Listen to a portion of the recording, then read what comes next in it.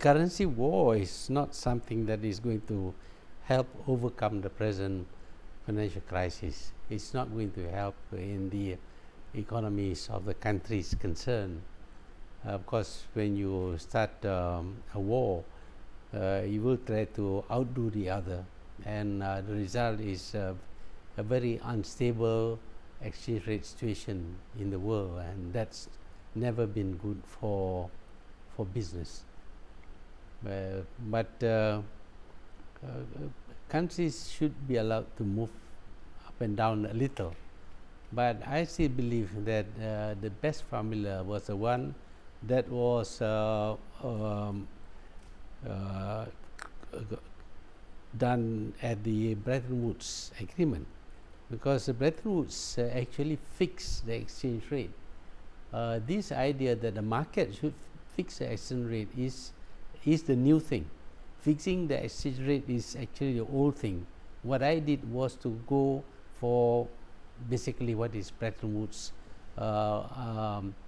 way of trying to control exchange rate. But just reducing exchange rate in order to be competitive, for one country doing it, it may work, but if you have everybody doing it, then of course there is nothing to be gained by anyone. You blamed speculators like George Soros for the plunge in the ringgit, which dropped more than 30% back then. What is the prescription for the moment, I mean, to curb the inflow of hot money? In the first place, this currency trading is not something that is necessary for anybody. It doesn't create any jobs or spin off any business.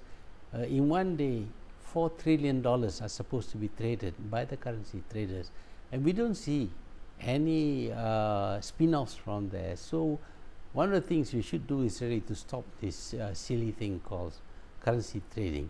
That will deal with one source of instability. Hot money is also caused by the US deciding to pump in $600 billion into the economy. The QE, yeah, quantitative easing. Yeah, I mean, when you do that kind of thing, then people will have less respect for the money concern, because when you lose money, you must accept that you have lost money. But when you lose money and then you go back to your house and print more money for yourself, I mean, that makes things quite ridiculous. This is what is happening, and this has created money which is not real, but yet this money can destabilize by, for example, going into small countries to invest in the stock exchange, and that will push stock prices up. Index will go up, and then of course when it goes up high enough, they can always dump the shares and collect capital gains. That is not something that we can call trading, business. Business is about producing goods and services and trading. That's business. All this playing around with currency in order to make more money for yourself, this is bad. All true. Capital control as a response. Should Asian economies adopt capital controls? Well, if people are going to act wisely and not see capital controls as a way of making money for themselves, I think that is good. Capital control for everyone means going back to Bretton-Woods. And Bretton-Woods did not do any harm to the world. But is it really necessary, given that the yuan and the dollar are pretty weak right now?